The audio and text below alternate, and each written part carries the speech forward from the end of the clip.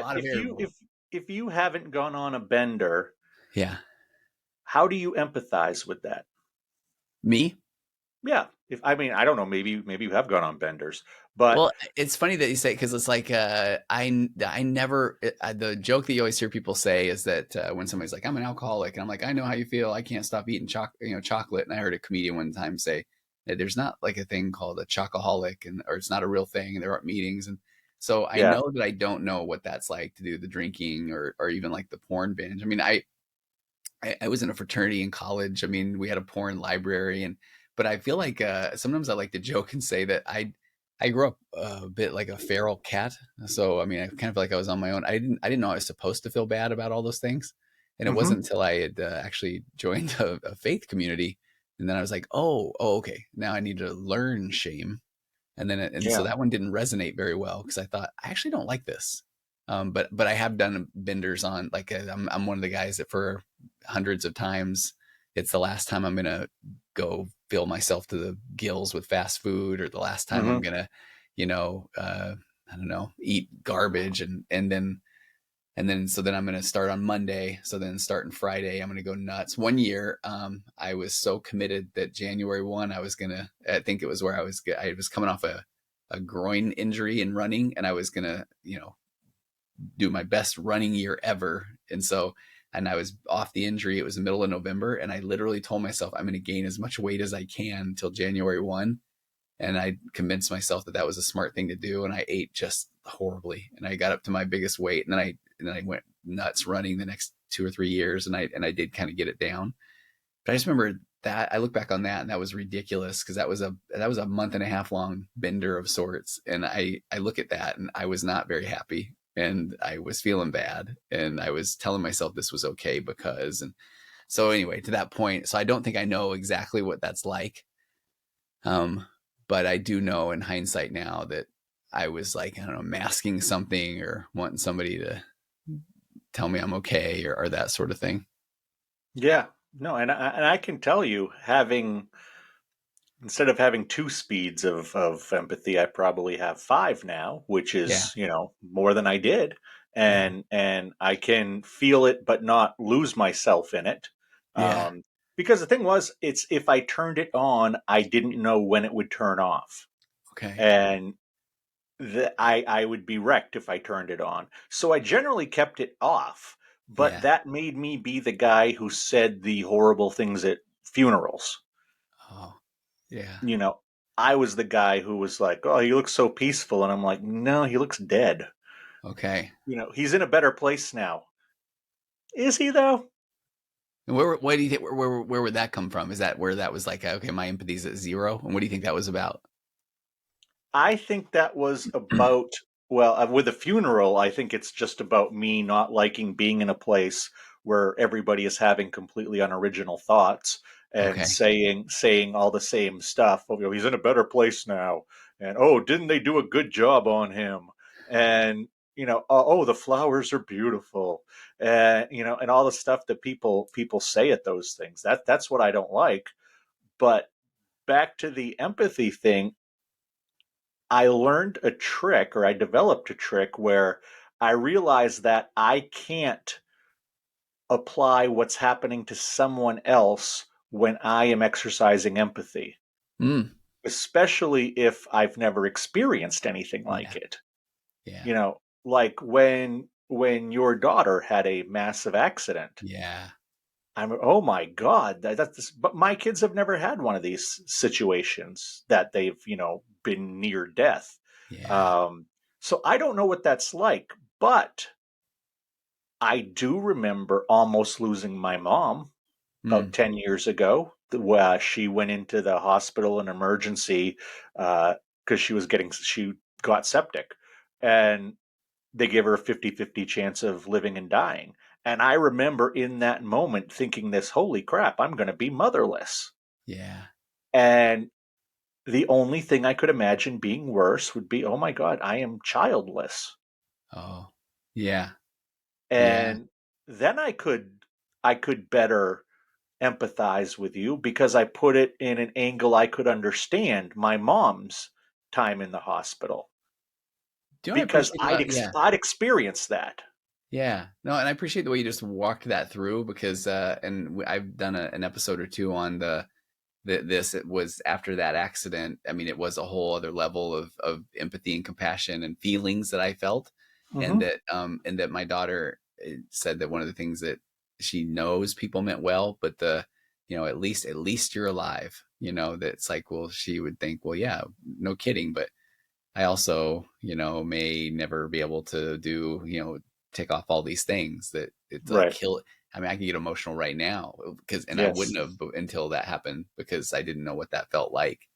But I like that you're saying, okay, here's how you walked it through because the other thing that I feel like I've known this, in the world of therapy, where when somebody says, I know exactly what you're going through, I feel like it rarely, if ever, really resonates with somebody because nobody really does know exactly how someone Right. feels. So they mean well, but then I like if you were saying, man, I know what you're going through, Tony, because, I almost lost my mom, I would say, are you insane? But I like what you just said about like, man, let me kind of go on my train of thought. I can't imagine what you're going through, but here's my experience. And it brought me to this place of the only thing worse would be losing a kid. Cause now all of a sudden I'm like, oh yeah, no, I appreciate that because now all I can think about is if I would have lost her, then I would have lost my mind. And then all of a Yeah. sudden I'm like, man, okay, Josh, we're having a moment now. So I really appreciate the way you laid that out, really. No, and that and her having to rest in rehab for a long time. Yeah. You put me in a bed for a month, I'm going to say thank you.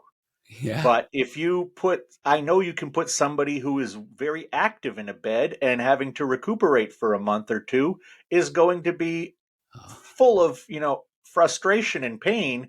And just because I can't relate to that, because I love to be a lazy slug in bed, yeah. that would be a treat for me almost. Yeah. But I can look at it and think, there have been times where I have wanted to work on projects, but I can't because it's a holiday, or I just have to. I'm sick and I can't get to work and do what I want to do. And Mhm. I know that frustration. I know that pain of not being able to get the tasks done you want to get done, and it's Yeah. out of your hands. Yeah. And how Yeah. frustrating and maddening that is. So while I don't have the experience of being in bed for a month, I do know how frustrating it is not to get the things done you want to get done. So I now, instead of thinking to myself, well, that's got to suck being in bed, and think, well, it doesn't really, but I guess I better tell her it does.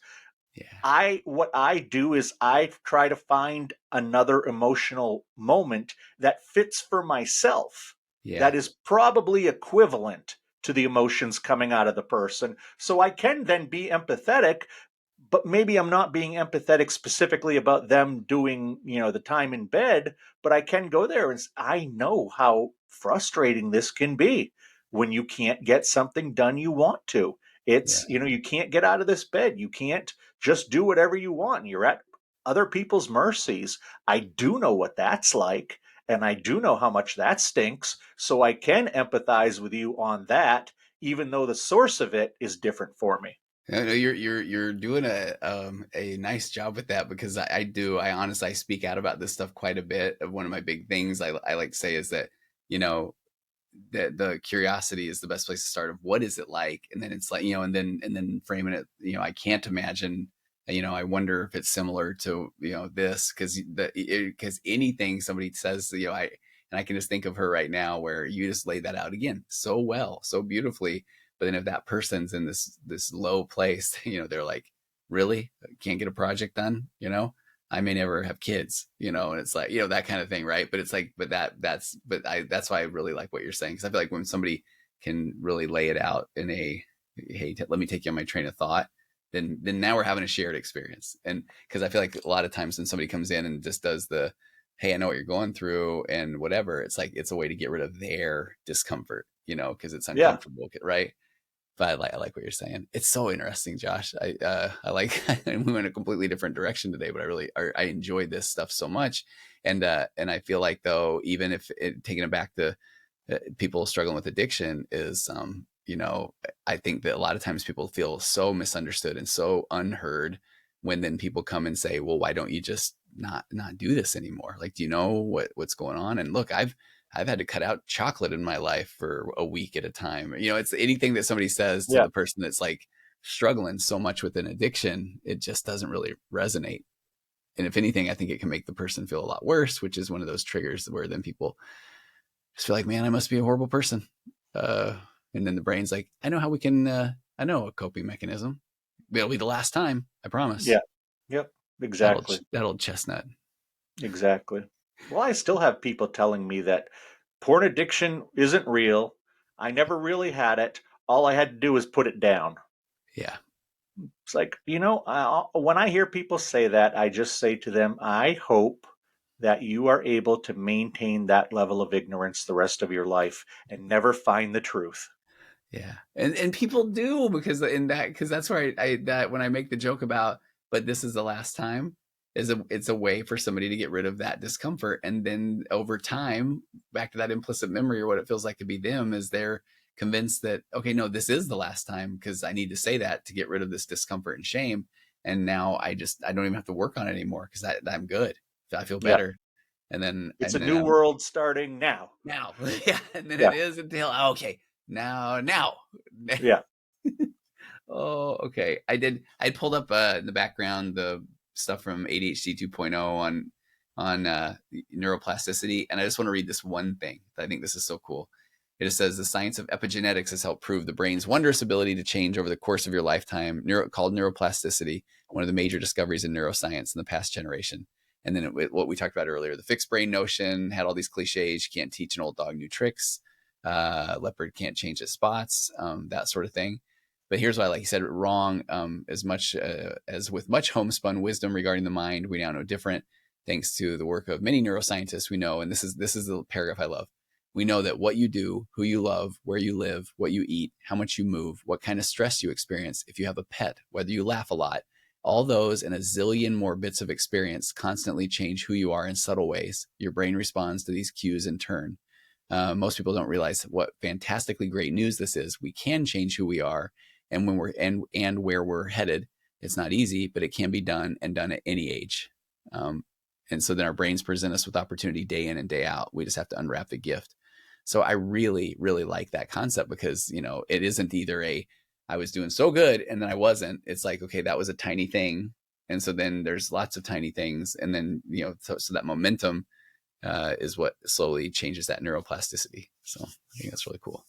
So No, and I think I that mentioned in the regular, yeah, I was just gonna say that's what saves all of us addicts who do recover yeah, is that fact that we can change. We can. yeah.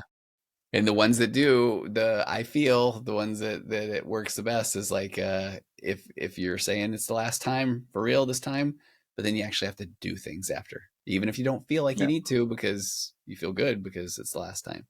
I mentioned in the regular episode that I was going to talk about my 4 pillars of a connected conversation, but I will throw a link in the show notes if I remember, or we'll cover it a different time because I've got only about 509,000 million episodes of my podcast about the 4 pillars of a connected conversation. All right, Josh, As always, sir.